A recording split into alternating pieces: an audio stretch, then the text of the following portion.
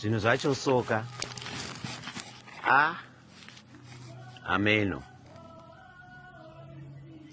Makambozvionawo here mimi kuti mahousemaid they are always present but never heard.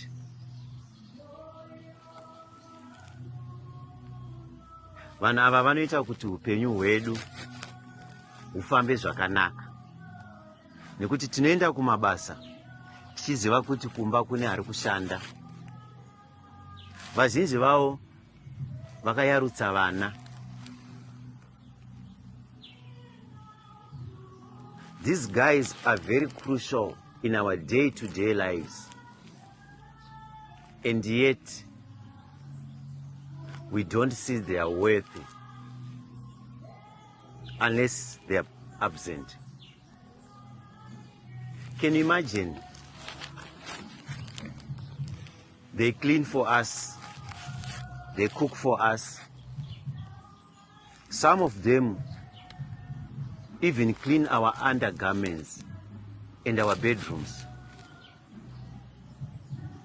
Vamwe vacho vanotoziva mwana kukunda amai vakamubereka.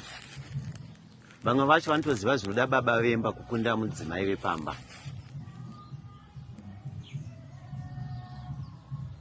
Vanoita kuti upenyu hwedu huendeke. Vasimudza madzinza. But they go through a lot of mess. You can imagine kuti anova wekutanga kumuka oita wekupedzisira kurara. Long working hours, poor salaries. They go through abuse, emotional, physical, psychological, sexual abuse as well.